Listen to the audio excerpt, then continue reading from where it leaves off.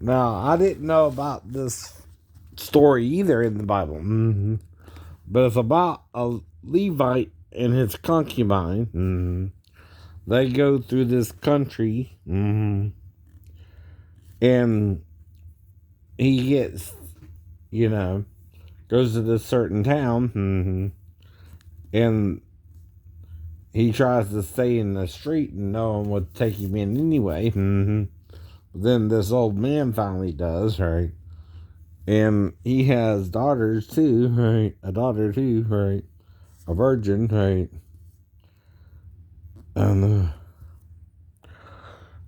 And he says, I will bring them out to you, like in the story of Lot, and his daughters, right? Though he had two daughters and both were virgins, right? And you can use them and do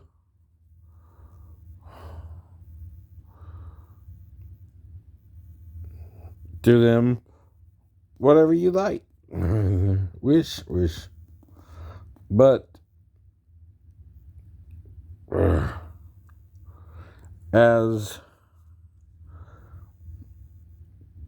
to this man, don't do such in outrageous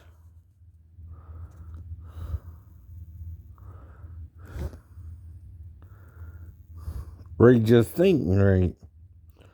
But the men would not listen, right, to him. So the man in his concubine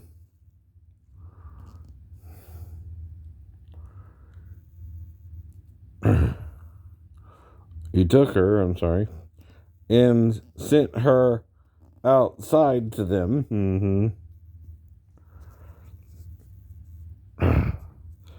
And they raped her and abused her throughout the night, and at dawn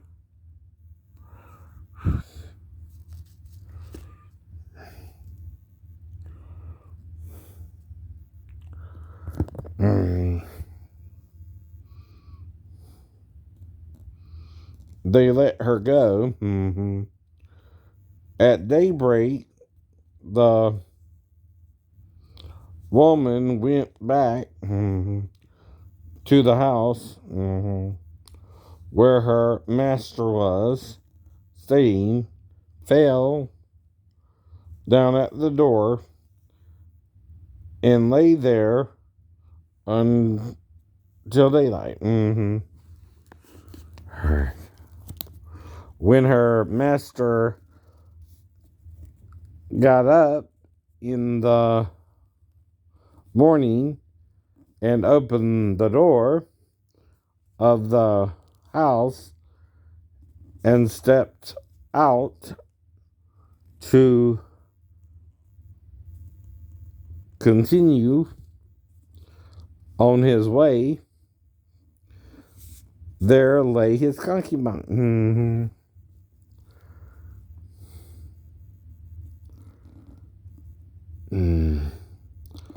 Fallen in the doorway of the house with her hands on the threshold.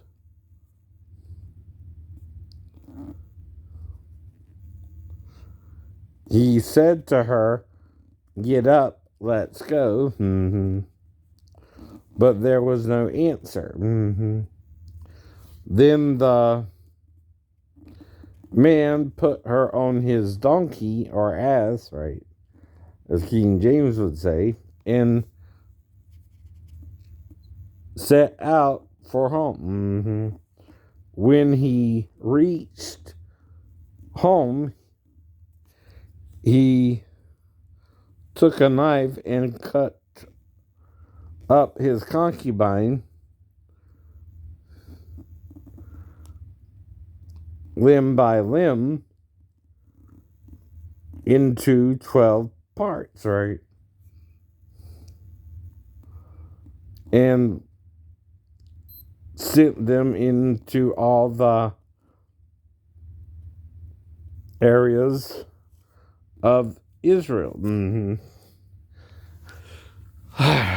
Now, he did that, though, to, in a bit of a rage, I guess, right? So,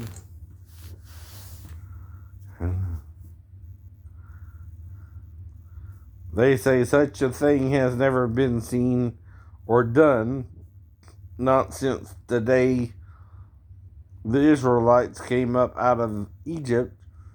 Just imagine we must do something, so speak up. Right. Now, then they punished the Benjamites, right, who did this to the band, right? Right. Oh. Two, and made war with him, right? With them, right? In chapter 20, right? Though they still gave them wives, though, too.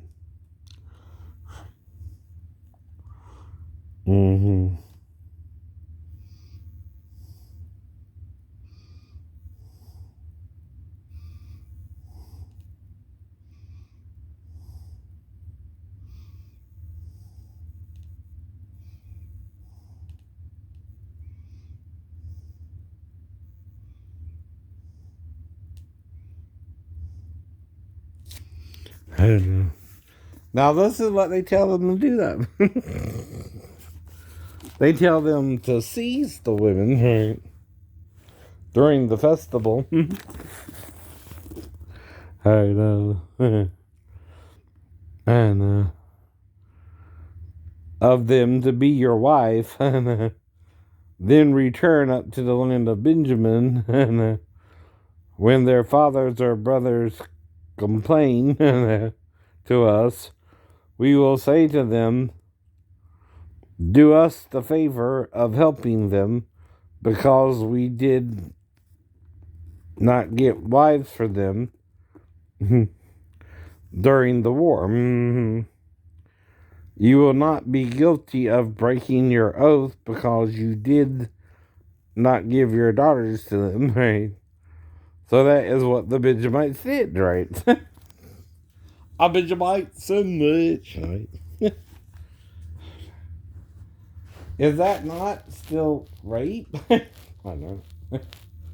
Is that still not wrong? Right. I know. But like I said, you probably never read this story a day in your Christian life. Bet. You never even heard about the Levite and his concubine. I didn't growing up. That's the whole point. You're not reading the whole Bible. You're being shown tiny bits of it, right? Like that'll help you, right? All that does is confuses you from the big picture, right?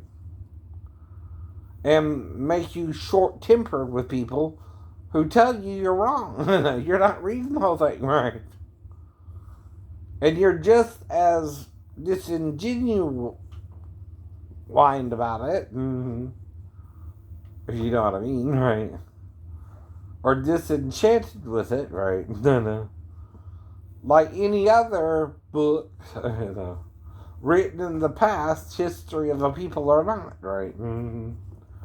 You even want to mythicize it, Like they used to mythicize the Trojan War until they found both cities mentioned in it, right?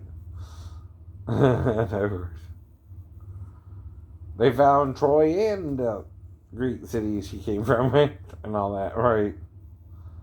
I know that, right? So that's not a fiction either, right? That really happened too, right? I know. So your problem is your prejudice about what you show people in the Bible to begin with, right? You're trying to show them a perfect Jew or a perfect this or a perfect that from the Bible when you don't have one, right? You know, seizing a woman and making her be your wife ain't even any different than what they did to the concubine, right? Either. You're raping and making her marry you. I don't know. Though I guess, I don't know. Like I showed you before with the law of rape, right? And if she's unbetrothed, right, whatever, right, she has to marry the man who defiled her, right, raped her, right. But even you know there's something wrong with that, right? That it probably won't work out in the long run, right? But you still kind of want to just slap someone on the wrist for raping a woman, right? And wonder why things like that still continue, right? I don't know. You're not really reading it and understanding it too. The Bible itself talks about some sexual crazy things men did back then, right? I know. That to some people men are still doing today, right? Yet you're not trying to work with people, you're flat out trying to play God to them and condemning them, right? Which really means you're acting like Satan did about it, right? And not like God did when, you know, it just warned them they could do it and don't do it, right? And that in doing it, it would kill them, right? And yet Adam lived 930 years after. That's almost 1,000 years, 970, right? And then in Psalms 90, verse 4, Moses talks 1,000 years as being as a night's watch to God, right? As a watch in the night, right? Or a single day to man, right? And who knows what time is to God then, right?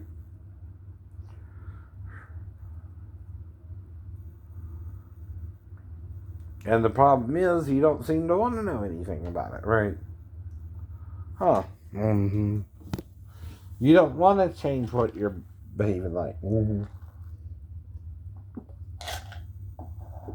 And yet, oddly enough, God can't stop you from doing each other right or wrong, right? That means man has to better his conscience and stop doing one another wrong, right? And you can't do that by condemning the same mistakes we're all making, right? You got to do that through forgiving the mistake, right? I keep telling you that too.